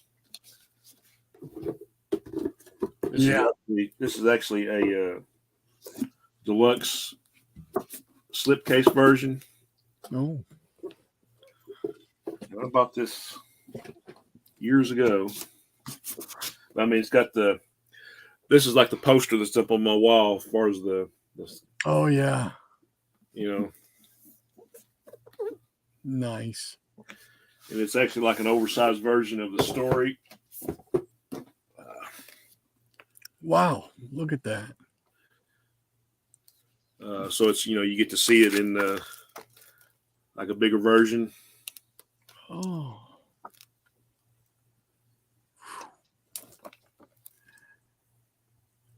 Oh, look at that. Yeah. Great. And what was cool about this, and I love this just as much as I did the story, you have the compendium book. And this is like all the notes on Crisis and how they came up with the concept and a bunch of behind the scenes stuff, the beginnings. Now that would be just as interesting to me as it would be for as the story would be. You're right. That because I love the behind the scenes stuff. Yeah, there was like some concept sketches of what the logo is going to be, and here's like I guess in the inner office memo was like of the kill list, who they were going to kill. Oh, oh my gosh! Yeah, oh, that's cool. Man, I'd get that just for that book. Yeah, it's hard to find. I bought the whole thing. You can buy this book separately, but it's hard to find, and it's pretty pricey. Yeah, it's got like some some George Perez pencils before it was inked. See, I love that stuff. I love seeing that stuff. Here's the Crisis Index. You got Jerry Ordway and George Perez, and then Perez's wife, Carol Flynn. And here you got a picture like Jack Kirby and Perez. Yeah, I was going to say that looks like Kirby there. Now it's got an index, and it for then it lists like every Earth. And I mean, it goes from like Earth 1 and Earth 2 to Earth 40 to Earth 43 to Earth 153. And what they've done here, and they've kind of integrated some of this into like the current multiverse thing that they got going on with DC. But like stuff like this. I don't know if you can see it, but they have like Earth 136 and Earth 114, and what they would do, like if there was like a different version of Superman,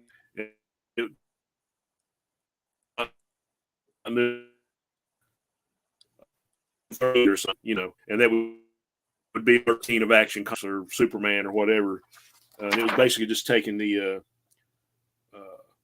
it's like Earth 216 was like the Earth where the Super Sun first showed up, because it was world's finest 216.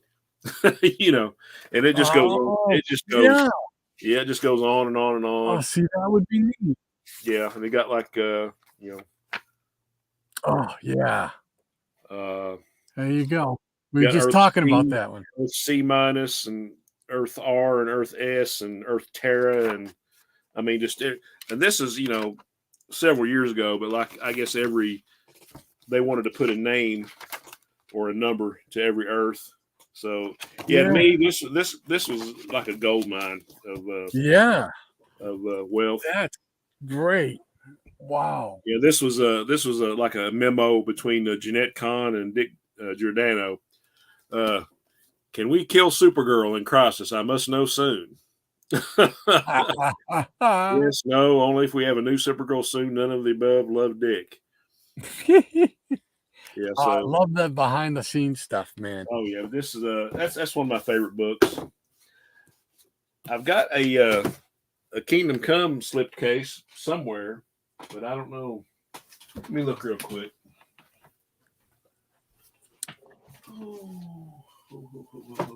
All right. Just jump on the chat real quick here. Michael Taylor says, Hunters, a guy played by Al Pacino, puts together a team that tracks down and kills Nazi survivors.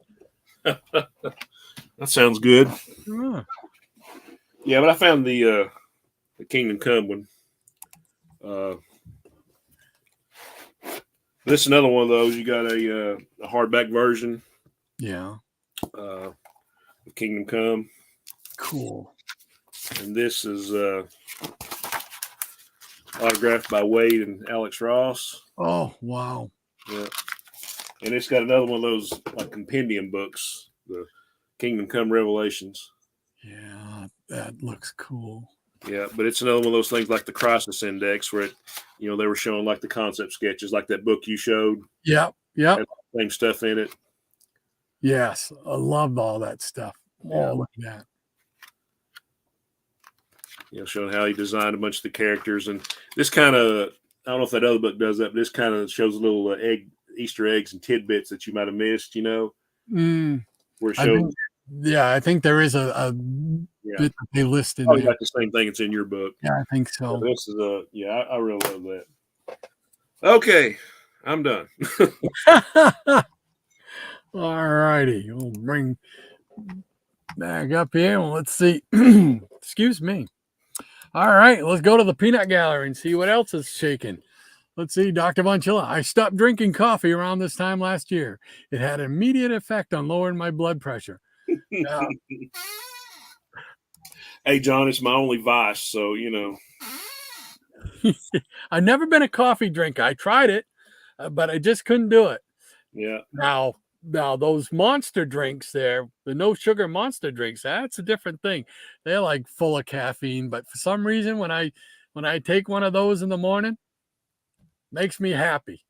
I don't know. I don't know what it just puts me in a nice frame of mind to go, work with the comics or whatever, All right, Jackson Roykirk says, "True, Dr. V. I tried decaf, but as my dad would say, unleaded."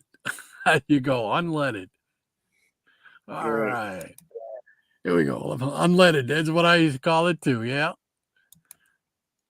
Ranger Sly. Same here, Shannon. Robinson's Starman is a favorite series of the whole modern age. My favorite series of the whole modern age. In my top 3 of all time. Yeah, it's all the way. I had some. Yeah, I had some that I was gonna show. Oh yeah. Howler Mouse. Tim, he's the one who got me into this. He got me into Astro City and he got me into this. So I am still piecing together that entire run.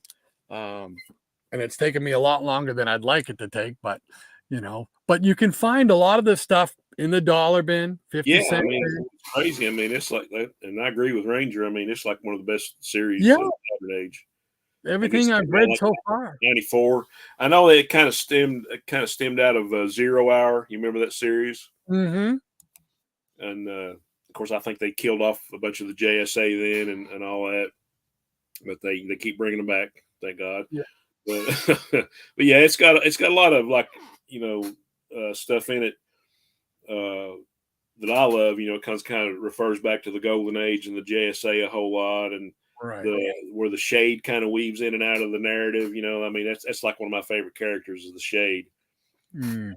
I love it because, like you say, the JSA weaves in and out and everything. You got Phantom. Oh yeah, yeah.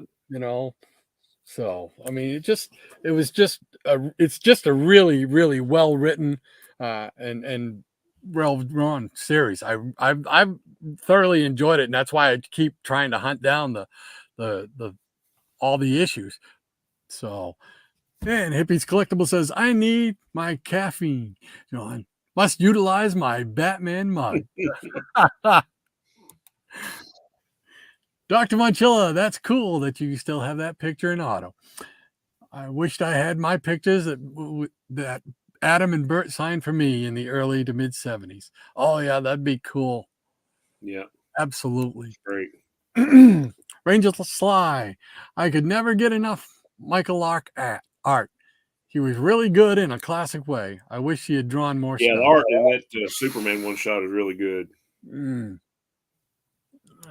Let's see. Ragman Lives. Yeah. Yep. Who doesn't love Ragman? Harlan Ellison wrote that episode. Yes. Paulo Casa, my shop messed up my order of that miniseries.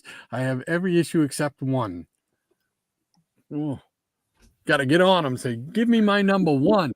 Right. My number one. Hippie says the Adam Strange series, very good. It is good. Yeah. Nice book, Shannon, says Michael Taylor. Michael. And Paulo Costa, that Space Ghost miniseries was the best. I just wasn't a fan of the. I guess I just didn't need to know Space Ghost's origin. It kind of doesn't. It's never going to live up to what, in my imagination, it would have been type of thing. That's just me. That's just me. I just want to be dropped in their world. 1966, 67, 68. Oh, yeah, baby. Good times. Yes, sir. Joe Fix, it looks interesting, says Michael Taylor. Yeah, really good. I mean, first issue was great. I need to get the rest of them. But. Yeah, it's very good so far. Very good so far. Yeah. Lead Paint, that first Avengers Forever is a great miniseries. Great. Excellent. Yeah, start writing this down, Rod. That's it. That's it.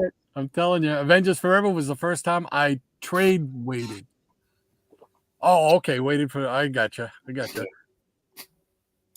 All right. And you can't go wrong with Adams doing any books. Absolutely. In my world.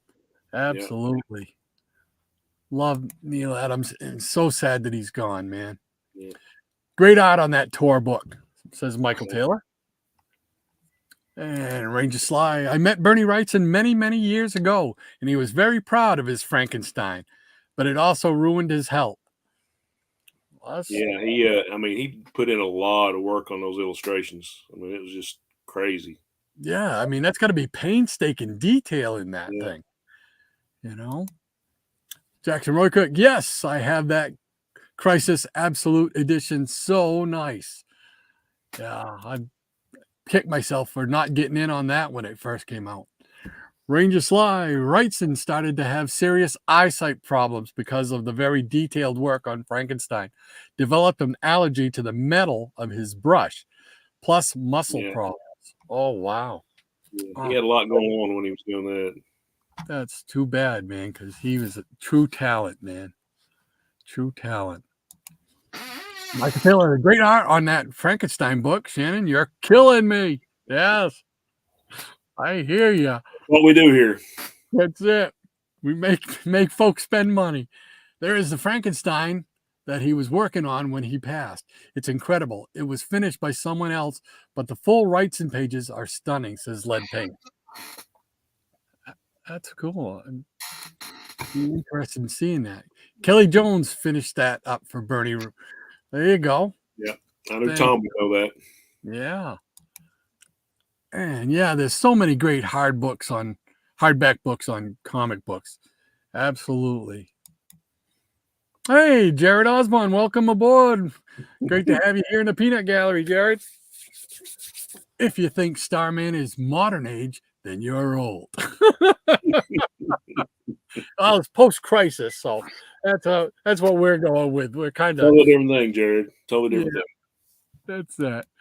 Oh, well, that's most of us here, Jared. There you go. Exactly. Paulo Costa says, I really need to write something about 1981-82 being the end of history for American comics. After that, everything is modern. Yeah, be interested. What you call espressos in Portugal, we call regular coffee. What you call regular coffee, we don't serve that swill. Oh, Mr. Brown, how are you today? Hey, Rob, how's it going, buddy? All right. That's great. Great to have you in the Peanut Gallery. I caught you live, Doc. So good to see you, buddy. Thank you very much. Good talent in the chat. Yeah. That's it. Great stuff. Man, you got a lot of great people in the chat today. Dr. Von Chilla, I'm right here with you, Apollo. I've long believed the close of Frank Miller's Daredevil run felt like the end of an era. Absolutely. Yeah, that's the cool thing. I mean, everybody's got their own take on, when the ages began and ended, and of course, like beginning of the Golden Age, okay, Superman, and then they say beginning of the Silver Age, Barry Allen Flash, and beginning of the Bronze Age. That's kind of up for debate a lot of times. A lot of people say it's first issue of Conan. Some people say it's like Green Lantern, Green Arrow. Yeah. Right. Yeah. But everybody's got their own. But to me, like the Bronze Age kind of ended after Crisis, and that's like why we're having this talk today. So Yeah. everybody's got their own take, and I don't think any of them are wrong. It just depends on your point of view. Yeah, exactly. You can't go wrong. There's no right or wrong answer as far as No. concerned. It's whatever you're comfortable with, whatever works for you. There you go. Go with it. I never really defined like Bronze Age or Silver Age. I mean, to me, Silver Age, if I loosely for me, it's right up to 1970. I just make it. I got to make it Yeah, simple. when everything went to like a 15-cent cover price, that's for me. That's kind of when the Bronze Age started. Right, so. Right. Everybody's got their own opinion on that. Like I say, nothing is wrong. So nope, there is no right or wrong. So I just love the Silver Age and I love the Bronze Age. And there are parts of all the other ages that I love, even though some of them I don't understand. Like, where does the Atomic Age? Is that like just the 50s or something? Yeah, that's like the 50s because there was like a lot of the atomic war covers, and it was like post Golden Age. So I kind of think they kind of shoehorned that one in there. But there's a lot of great stuff in the 50s. Yeah, and then there's one called the Copper Age. Yeah, yeah. What's that? That got to be after Crisis. Yeah. Takes us up to the modern, whatever the modern. What I don't even know where modern would begin. Where to me, I'm probably just like you. Modern is like anything after the Bronze. So, but all right. Well, I got a couple more to show. Gonna go with some independence, I guess. We'll start off first with this series here, The Sixth Gun. I don't know if you heard of that. It was a oddball, weird series. It was kind of a Western, kind of a supernatural thing about a special gun that would shoot different things and would cause just the characters that they had in it were great. All the different characters. And I still don't have the complete series. I'm still working on piecing that together. But it was just interesting because it builds its own world, and the stuff in it. And it's just cool. Yeah, it was just very, very interesting. Kind of a busy cover there. Oh wow! But some floating heads. Yeah, that one. So, but that was one of those little series that you just kind of found, and it just kind of piqued your interest enough that I wanted to find out more, read more about it. Then this one here, I really like this. This is like a guilty pleasure, and I don't know. I'm not a fan of the artwork, but it just kind of fits this story. Death Comes to Dillinger. Oh, I've never heard of that one either. That's It's cool. like I want to say it was a 4-issue thing, but I can't remember to save the life of me. There's this one here, and it's just literally this character, his death, shows up in the town, and it's the way people try to deal with the fact that he's in town. He's just sitting at the in the bar. No, so I take it the Dillinger's name of the town. Yes. Yep. Yeah. Okay. Yep. And this is the second issue, and it's got that sketchy. I'll open it up. Let's see here, real quick. What are we doing for time here? Oh, we're already in the home stretch here. Look at that. But let's see here if I can get my fingers to work. Like I said, I'm not a big fan of the sketchy type of artwork, but it works for this series for me, you know. You're right. And I mean, there you go. Here he is coming into town. You know, Yeah, that's pretty neat. Yeah, the storytelling looks really good in it. yeah, it was really, really well done. You know, and again, there's great, cool artwork. Even though, like I say, I'm not a fan by any stretch, but it worked for me for this particular book, this series. Hey, that's all that matters, you know. Yep. And then it's something to do with this pocket watch. I can't remember all the details, but he's got holding the pocket watch at the end there of the Time first. is running out. It's pretty much along that line, you know. So there was those two, and then they came out with another a sequel to it, and it's Death and the Man Who Would Not Die. It's the same character, Death. Oh, cool. And I think this was 4 issues. I'm pretty sure this was 4 issues, but I can't find all. Who published that one, Rob? Who published that? It says SD, but I'm not sure. Let's see. Let's go right to it. Silent Devil. Silent Devil. Okay, Silent I've never heard of Devil. that company. Yeah, that's what it says down here on the bottom. Okay. www. Silent Devil. Yeah. Yeah.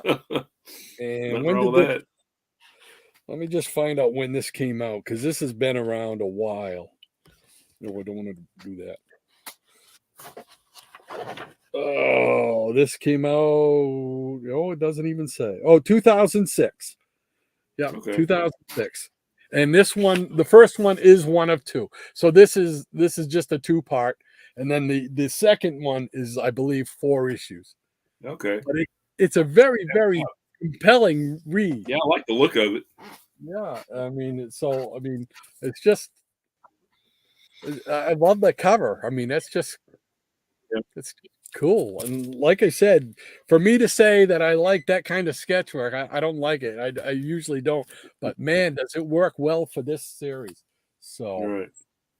but and what else? What else do I got here? We got let's see.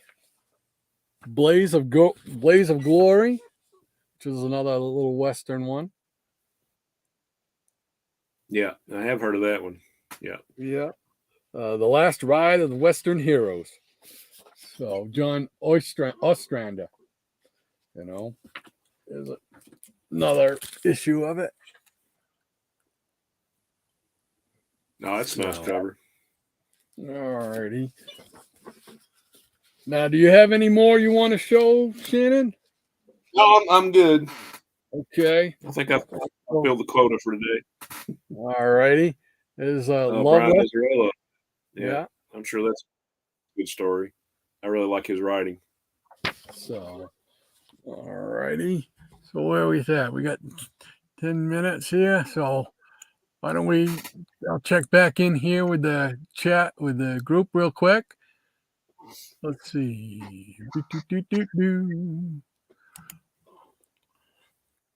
You're live.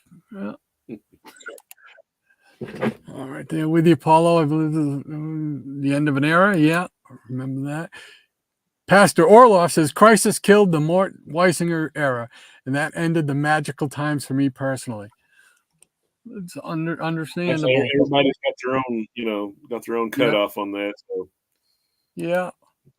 Dr. Montilla, Bronze Age for me started with the 20 centers. There you go. Hey, and as we both know, John, there's nothing better than a 20 center. There you go. Michael Taylor says the first time I ever stepped foot in a comic book shop was around 78, 79. Yeah, that was before me. I never stepped into I didn't get to go to a comic shop till it was like the mid 80s. Yeah. Stepped foot in a comic shop, because where I lived, and there weren't any around. No, there weren't a whole lot around here that I knew of, but it was probably somewhere around 83, 84. I think the first shop opened up. Rob Brown, I love the Bronze Age Westerns, Marvel. Oh, yeah. Yes, sir, Rebub. A lot of great stuff. Paulo Costa, the atomic age is a misnomer. That period was the golden age for Western and romance comics. My scholar side always cringes at dividing the ages of comics according to how popular superheroes were. There we go. Yeah. There are cultural events and market forces which function as pivotal markers for changes in comics, but they are not related to superheroes, and discussing them requires some nuance. That's why. It sounds like a stream that needs to be done all on its own, doesn't it? Yeah, yeah. I'm not that scholarly. Pastor Orloff, I agree with Dr. Von Chilla. Nice book, Doc. Thank you, Michael. Thank you. Yeah, please don't show anymore. I need to put more money in the bank. Oh man, I feel your pain, Jackson. Man, I feel your pain every week. Whether it's the fossil See, that show, would have been something to like keep track of. Like as soon as we got on YouTube, it was like, all right, this guy made me spend this much money. This guy made me spend this much money, and that figure would probably be ugly. oh my god. Ranger Sly says, good point about the atomic age, Paulo. The 50s were very diversified. Westerns, romance, funny animals, cartoons, adventure. It has become my favorite period of comics. There you go. Awesome. Nothing wrong with that. Pastor Orloff says 1940s and 50s were very different eras, in my opinion. I would agree with that. Dr. Von Chilla, the very first comic shop I stepped into was Wolf's Head Comics in New Cumberland, Pennsylvania, 1978. I was still in high school. Yeah, I was still doing mail order in 1978. Hippies Collectibles. Damn, you guys make me feel old. Hey, welcome to the club, Tom. Welcome to the club. I'm feeling it older and older every week. Love it, though. Maya Greenblatt, my first local comic shop was the Comic Collector Shop in Monterey, California, 1978. So 78 seems to be kind of like a point where a lot of people have experienced their first comic. Well, I was raised up in a rural area. I mean, I didn't even know comic shops existed until I started getting the buyer's guide every week. Oh wow, there's really a book or a store about all about comics, you know. So. Yeah, it was such a weird thing. I mean, up till that point, I was going to flea markets and antique shops and stuff like that, you know, but never was there a shop fully devoted to comics. And I remember the first one I went into, and I was just blown away. You know, it's like I didn't know could be that many comics put out. Oh yeah. Well, when I was getting stuff through mail order, it was kind of cool in a way. I mean, a lot of times they were just like lists. There was no pictures. Every once in a while, you get like a little black and white Xerox of a comic cover or something, but most of it was just like text, you know. And it was like, and you didn't know what these books looked like. So that kind of, in a way, that was kind of the exciting part of it. And you was, okay, well, I'm going to get, you know, blah, blah book. And then you get, oh, that's a cool cover, you know. And so you get that surprise and, oh, this is the first time I've seen this. So that was kind of cool. Jackson Roy Kirk says we didn't get dedicated comic shops till about 81. Yeah, that's still before I got any. Man. Hey, Sean. How's it going, buddy? Great to have you here in the Peanut Gallery with us, Sean. That's awesome. All right. Let's see. Where are we here? There we go. Whoops. Michael Taylor, the next best thing to having great comic books is having great hardback books on comic book history. Okay, I can go with that. Absolutely. Absolutely. Let's see. John, yeah. Ranger Sly, agree, Gratu. The 40s and 50s are nothing alike. I feel the quality of art and stories in the 50s took a big jump forward from the previous decade. Just think of EC. G-Bab, how you doing? Yes, sir. Great to have Sean in here. Hey, hippie brother. Howdy, Dr. Von Chilla. All righty. So where are we here? Oh, we're down to like the 4-minute mark. Well, I do want to just, you know, if anybody's looking for a really great series to read now. While we already kind of hinted at it, I just wanted to show this little thing here. So hold on a second while I show it.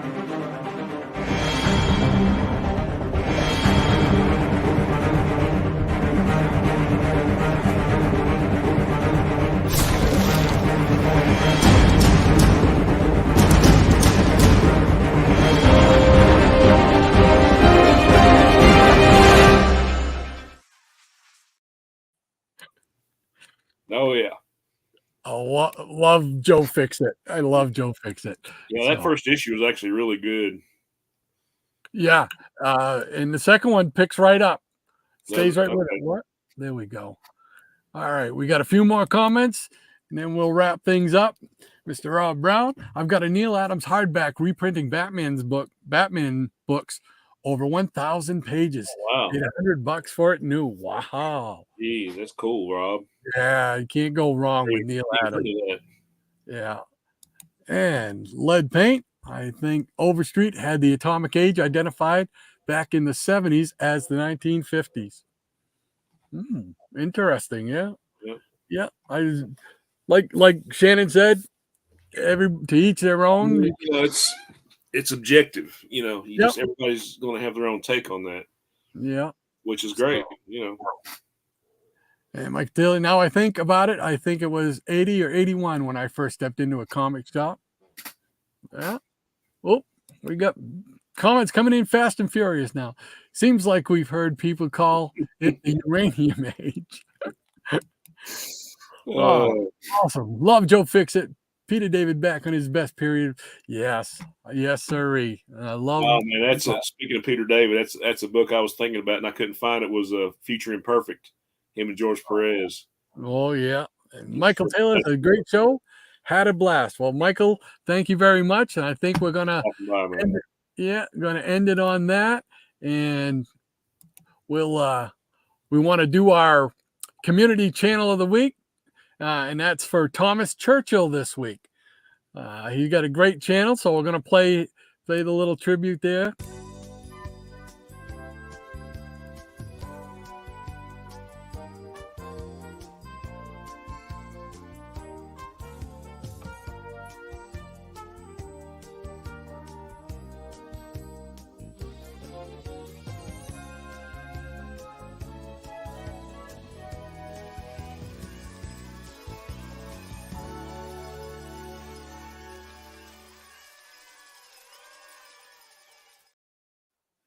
So there we go.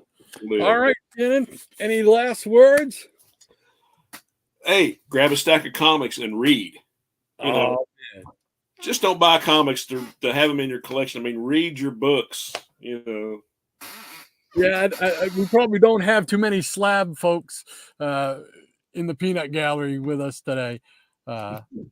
That would be my guess. I think we all love to read them, and I know I'm going to try and sneak an hour or so today to sit and read what I picked up yesterday and whatnot. So looking forward to it. Only an hour? Hey, if I can get that hour, I'll take it. Nowadays it's hard. That's why Saturday mornings work so good for me with this, because what would I be doing if I wasn't doing this? I'd be sleeping. So get up and have some fun. Saturday morning, man. Nothing better than talking comics talk, right? Oh yeah. So, well, all right. I want to thank everybody here in the Peanut Gallery for showing up again and hanging out with us again. We really enjoy it when you guys do that. Yeah, we really, I mean, you guys make up more than half the show for us. You know, we love reading the comments and getting your feedback. We were talking about that the other day. I mean, it's so appreciated. You know, anybody that chimes in and leaves a comment or, you know, gives us a suggestion on a book or whatever, or some little piece of trivia or history. I mean, I love it all. Yes, sir. That's why we want to do this. I mean, Shannon and I talk quite a bit throughout the week on the phone, and we're always talking about people in the chat, how much fun it is to get your feedback and whatnot. We really appreciate you guys and glad that you enjoy hanging out with us on a Saturday morning. So, all right, I guess that's going to wrap it for this week. we'll be back next week and we'll do it all over again. So you folks have a great week. Take Shannon's advice, read some comics today, and we'll see you all next week. All right. Take care, guys. Take care, everybody.